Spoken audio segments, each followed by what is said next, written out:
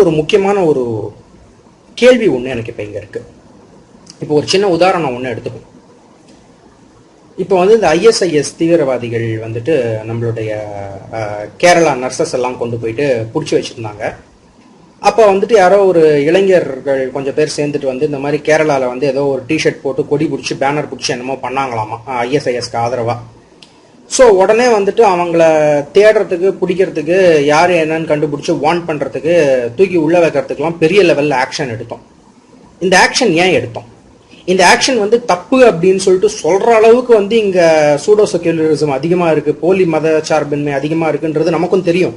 But இருந்தாலும் நியாயமா பார்த்தா அவங்க செஞ்சது தப்புன்னு தான் நம்ம எல்லாருக்கும் தோணுது. அது எப்படி ஒரு தீவிரவாத அமைப்புக்கு நீங்க ஆதரவு கொடுக்கலாம், அவங்களுடைய கருத்துக்களை நீங்க எப்படி என்ரோஸ் பண்ணலாம் அப்படின்னு சொல்லிட்டு நம்ம அவங்கள பார்த்து கேள்வி கேட்டோம். பெரிய அளவில் அழிவு செய்யக்கூடிய ஒரு கொள்கை, அந்த அழிவு செய்யக்கூடிய கொள்கைக்கு நீங்க ஆதரவு கொடுத்தீங்கன்னு சொன்னா உங்களை நாங்கள் நிச்சயமா வன்மையா கண்டிப்போம் அப்படின்னு சொல்லிட்டு முக்காவாசி எல்லாருமே இந்த கருத்தை ஒத்துக்கிட்டாங்க. ஆனா இன்னொரு ஒரு கொடுமை இதே மாதிரி நடந்திருக்கு 2வது உலக யுத்தத்தின் போது. அந்த கொடுமைக்கு காரணமான கருத்துக்களை இப்பவும் இங்க நிறைய பேர் பேசிக்கிட்டு இருக்காங்க. அவங்க எல்லாருக்கும் அதுல தார்மீக பொறுப்பு இருக்கா இல்லையா? நான் எதை பத்தி கேட்கிறேன்னு சொல்றேன். அதாவது யூதர்களை ஹிட்லர் கொன்னதுக்கு என்ன காரணம்? யூதர்களை கூட்டம் கூட்டமா கொல்றதுக்கு அது எவ்வளவா வேணாலும் இருந்துட்டு போட்டோம். அதுலயும் ஒரு கான்ஸ்பிரசி தியரி இருக்கு. இந்த மாதிரி ஒன்னும் ஆஷ்விட்ஸ் கேம்ப்ல எல்லாம் லைக் 6 லட்சம் யூதர்கள்லாம் செத்து போயிடல, 6 மில்லியன் 60 லட்சம் யூதர்கள்லாம் செத்து போயிடல, 1 மில்லியன் யூதர்கள் தான் செத்து போயிருக்காங்க. மிச்ச பேர்லாம் வேற வேற நாட்டில் போய் செட்டில் ஆயிட்டாங்க. நான் கேட்குறேன், ஒரே ஒரு அமெரிக்கன் ரிப்போர்ட்டரை கொண்டு போய் வச்சு கழுத்தை அறுத்து கொன்னதுக்கு எவ்வளவு பெரிய பிரச்சனையாச்சு. ஒரு உயிர்னா அப்ப சாமானியம் கிடையாது. அமெரிக்க உயிரா இருந்துச்சுன்னா, அப்ப அது யூத உயிரா இருந்துச்சுன்னா 10 லட்சம் உயிர் மட்டும் என்ன சாதாரணமான ஒரு எண்ணிக்கையா? ஸோ அது எந்த நம்பரா வேணாலும் இருந்துட்டு போட்டோம். அது 10 லட்சமா இருக்கட்டும், 60 லட்சமா இருக்கட்டும், இனப்படுகொலையினுடைய வலி என்னங்கிறது பூரணமா ஒவ்வொரு தமிழனுக்கும் தெரியும். 1.5 லட்சம் பேர் கொன்னு குவிக்கப்பட்டிருக்கான். இப்போ நம்ம பக்கத்தில் இருக்கிற தேசத்தில் இருக்கிற தமிழன் கொன்னு குவிக்கப்பட்டிருக்கான். 90,000 விதவைமார்கள் நிக்கிறாங்கன்னு சொல்லிட்டு நிறைய பேர் பேசுறாங்க. அவங்க என்ன காரணத்துக்காக வேணாலும் பேசிட்டு போட்டோம். இனப்படுகொலையினுடைய வலி என்னங்கிறது நம்ம எல்லாருக்கும் ரொம்ப நல்லா தெரியும். அந்த இனப்படுகொலை யூதர்களுக்கு நடந்திருக்கு. அப்படி இனப்படுகொலை யூதர்களுக்கு நடந்த போது அதுக்கு என்ன காரணம் ஹிட்லர் சொன்னாங்க அப்படின்னு பார்த்தா, அதாவது ஹிட்லர் தன்னை ஆரியன்னு சொல்லிக்கிட்டு, நாங்க தான் இந்த உலகத்திலேயே உயர்ந்த ரேஸ் அது இதுன்னெலாம் பேசிக்கிட்டு, ரேஸ் சுப்ரீமசி பேசிக்கிட்டு, மற்ற இனங்கள்லாம் எங்களை விட குறைச்சலான இனங்கள், அதாவது இப்போ ஆரியன் அப்படிங்கிறது 100 அப்படின்னு வச்சிங்கன்னா, மற்ற இனங்கள் இந்த உலகத்தில் இருக்கக்கூடிய இங்கிலீஷ்காரன், பிரெஞ்சுக்காரன், அவன் எல்லா இனங்களும் ஒரு 50, 60, 90 இல்லைன்னா ஒரு 40 இப்படி. இதுல எங்கள் இனத்திற்கு எதிரான இனம், அதாவது -100ல் இருக்கிற இனம் தான் யூத இனம் அப்படின்னு சொல்லிட்டு, அதனுடைய அடிப்படையில எந்த ஆரியன் தியரியை அடிப்படையா வச்சுக்கிட்டு இவங்க இங்க பேசிக்கிட்டு இருக்காங்களோ அதே ஆரியன் தியரியை அடிப்படையா வச்சு ஒரு நாட்டையே தன் பின்னாடி நடக்க வச்சு புகழும் பெருமிதமும் அவங்களுக்கு ஊட்டி அந்த போதையில ஒரு நாட்டை தன் பின்னாடி நடக்க வச்சு இவ்வளோ பேரை கொன்னு குவிச்சிருக்கான். அவ்வளோ கொலை நடந்ததுக்கு அப்புறமா இன்னைக்கு எவனும் ஆரியன்கிற வார்த்தையை சொல்றது கிடையாது. தன் ஆரியன் எவனும் சொல்லிக்கிறது கிடையாது. அதுக்கு முன்னாடி பிரிட்டிஷ்காரனும் அந்த ரூட்ல இருந்து வந்தவன் சொல்லிக்கிட்டான், பிரெஞ்சுக்காரனும் அந்த ரூட்ல இருந்து வந்தவன் சொல்லிக்கிட்டான், ரோமானியர்கள் வழியில வந்த பிரெஞ்சுக்காரங்க நாங்க, இவன் சொல்றான். அவன் என்னடா நார்டிக் ரேஸ்ல இருந்து வந்தவன் நாங்க, நார்மன் கான்கொஸ்ட்ங்கிறது நார்டிக் மேன் கான்கொஸ்ட்னு சொல்லிட்டு பிரிட்டிஷ்காரன் சொல்லிக்கிறான். ஸோ இப்படி ஆளாளுக்கு தாங்களும் இந்த ஆரியன் ரேஸை பிடிச்சி சொந்தம் கொண்டாடிக்கிட்டு இருந்தாங்க, ரஷ்யன்ஸ் உள்பட. ஆனா ஒரு பாயிண்ட்ல ஹிட்லர் இந்த கொடுமையை இந்த ஆரியன்கிற வார்த்தையை வச்சு செஞ்சதுக்கு அப்புறம் இன்னைக்கு அந்த வார்த்தை கெட்ட வார்த்தையா போச்சு. அதாவது எந்த வெள்ளைக்காரன் இந்த ஆரியன் தீயை சொல்லி அவன் பேச்சை கேட்டு இங்க இருந்த ஆளுங்கள்லாம் கூத்தாடி இதை தலையில தூக்கி வச்சுக்கிட்டு ஆடிட்டு இருந்தாங்களோ அந்த வெள்ளைக்காரனே இப்ப அதை சொல்றது கிடையாது. ஏன்னா குறுக்கில் இன்னொரு வெள்ளைக்காரன் ஹிட்லர் பூந்து அதை யூஸ் பண்ணிட்டு பயங்கரமான இனப்படுகொலைகள்லாம் பண்ணதால இப்ப அங்க இருக்கிறவங்கலாம் இதை பத்தி பேசினான்னு சொன்னா அப்ப அவன் ஹிட்லரை ஒத்துக்கிற மாதிரி ஆயிடும் அப்படிங்கிற மாதிரியான ஒரு கட்டாயத்தினாலையும் அப்படின்ற மாதிரியான ஒரு சூழ்நிலையினாலையும் இப்போ வந்து யாரும் வந்து அதை அங்கே பேசுறது கிடையாது ஆச்சா. ஆனால் அதை இன்னமும் இவங்க எங்க பேசிக்கிட்டு இருக்காங்க. அப்போ இன்னைக்கு எவனாவது ஆரியன் அப்படிங்கிற வார்த்தையை வந்து உலக அரங்கில் வந்துட்டு இந்த ஆரியன் இன்வேஷன் உண்மை, இந்த மாதிரி வந்துட்டு இருந்தது உண்மை, வந்தது உண்மை, போனது உண்மைன்னு சொன்னான்னா கூடவே வந்துட்டு அவன் யூதர்கள் படுகொலையும் சேர்த்து வந்துட்டு ஒத்துக்கிறான் அப்படின்னு சொல்லிட்டு அவனுக்கு வந்துட்டு ஒரு கெட்ட பேர் ஒன்று உருவாயிருக்கு. அந்த கெட்ட பேர் இங்க இருக்கிறவங்களுக்கு புரியல, உருவாகல. அதுதான் பிரச்சனை.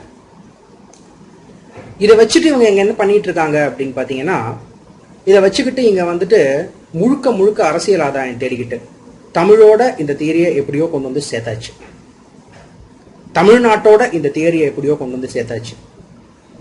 நான் இந்த வீடியோ ஆரம்பிக்கும் போது கட்சி பேரெல்லாம் சொல்லக்கூடாது அப்படின்னு சொல்லிட்டு நினைச்சேன்.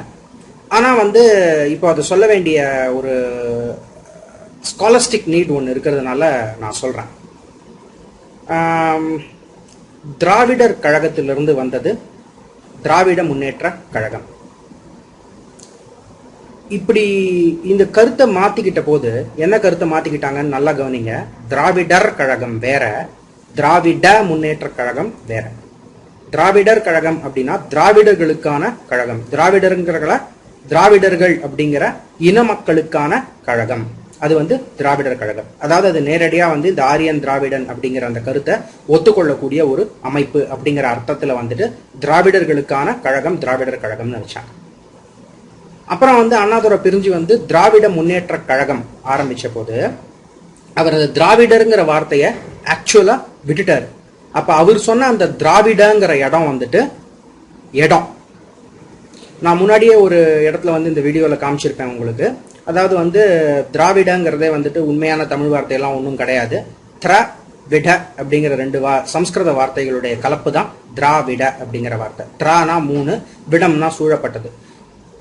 அப்படிங்கிற 3 சூழப்பட்டது. எந்த 3ஆல சூழப்பட்டது? 3 கடல்களால சூழப்பட்ட நிலப்பகுதி அப்படின்னு சொல்லிட்டு நம்முடைய தென்னிந்தியாவுக்கு தான் திராவிடம்னு சம்ஸ்கிருதத்துல பேரு.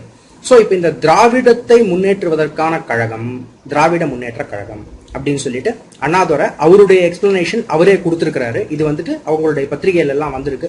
இதை பத்தி நான் ப்ரூஃப்ஸ் வந்துட்டு ஆரிய மாயை ஒரு பார்வை, மன்னிக்கணும், திராவிட மாயை ஒரு பார்வை தினமணி ராசுப்பு அவருடைய கட்டுரைகள்ல வந்து இதுக்கான ப்ரூஃப்ஸ் இருக்கு, நீங்க போய் படிச்சு பார்த்துக்கலாம்.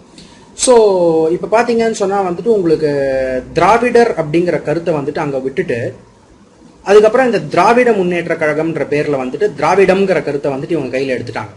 ஆனால் அதை எடுத்ததுக்கு அப்புறமும் யாரெல்லாம் இவங்களுக்கு எதிராக பேசுகிறாங்களோ அவங்க எல்லாருக்கும் வரிசையாக வந்துட்டு தேடி பிடிச்சி ஆரிய முத்திரை குத்திர வேண்டியது. அதுவும் அந்த ஆரிய முத்திரைன்னு சொன்னால் வடக்கத்திக்காரனுக்கு குத்தினா கூட பரவாயில்ல, இங்கே இருக்கக்கூடிய ஒரு ஜாதி மக்களுக்கு அந்த முத்திரையை குத்திர வேண்டியது. அது என்ன ஜாதி மக்களுக்கு குத்துறாங்கன்னு சொல்லிட்டு உங்களுக்கே தெரியும். அது யாருக்கெல்லாம் பண்ணியிருக்காங்க அப்படின்னு சொல்லிட்டு பார்த்தீங்க அப்படின்னா பக்தவத்சலம், அப்புறம் வந்துட்டு சோ ராமசுவாமி, குருமூர்த்தி, ராஜாஜி, இந்த மாதிரியான தேசிய தலைவர்கள் எல்லாருக்கும் வந்துட்டு இவங்க வந்து பூணல் போட்டு விட்டாங்க. போட்டு விட்டு அதை அடிப்படையாக வச்சு அந்த ஒரே காரணத்தினால அவங்களை ஆஸ்ட்ரிகேட் பண்ணி ஓரங்கட்டி தள்ளி இவங்க இதை முழுக்க முழுக்க வந்து தன்னுடைய அரசியல் ஆதாயத்துக்காகவும் மக்கள் கிட்ட வந்துட்டு தீய கருத்துக்களை பரப்புறதுக்காகவும் உபயோகப்படுத்திக்கிட்டு இருக்காங்க. எந்த வெள்ளக்காரன் வந்துட்டு ஆரியர் திராவிடர்னு பேசினானோ அந்த வெள்ளக்காரனை ஹிட்லர் பண்ண வேலையால பாதி பேர் அதை தூக்கி போட்டான், மீதி பேர் உண்மையான சயின்ஸ் வெளியில வந்துச்சு நான் முன்னாடி சொன்ன மாதிரி. அதனால இதுக்கு மேலேயே அது அந்த பொய்யை பேசிக்கிட்டு இருந்தா நம்மளதாண்டா முட்டாள்னு சொல்லுவான்னு சொல்லிட்டு அதை தூக்கி போட்டான். ஆனா முட்டாள்னு பேர் வாங்கினாலும் பரவாயில்ல, 3 தலைமுறைக்கு சொத்து சேர்க்கணும் அப்படின்னு நினைக்கக்கூடிய நிறைய கரவேட்டிங்க இங்க இருக்கிறதுனால இப்ப வரலும் இந்த கருத்து இங்க வந்துட்டு நல்லா செழிப்பா வந்துட்டு நெளிஞ்சுக்கிட்டு இருக்கு. ஸோ இந்த நிலைமையின் காரணமாக வந்துட்டு இந்த திராவிடர் அப்படிங்கிற வார்த்தை போயிட்டு திராவிடங்கிற வார்த்தை வந்ததுக்கு அப்புறமும் அவங்களுடைய கட்சி பேர்லயே இப்ப வரலும் இந்த திராவிட ஆரியர் கருத்து வந்துட்டு பேசிக்கிட்டே இருக்கிறாங்க, திராவிடர் ஆரியர் திராவிடர் ஆரியர்னு சொல்லிட்டு. ஸோ இந்த கருத்துகள் வந்துட்டு முற்றிலுமா நிறுத்தப்படணும். இது வந்துட்டு வெள்ளக்காரன் சொல்லிட்டு போன பொய் அப்படிங்கிறத நாங்க ஒத்துக்கிறோம்.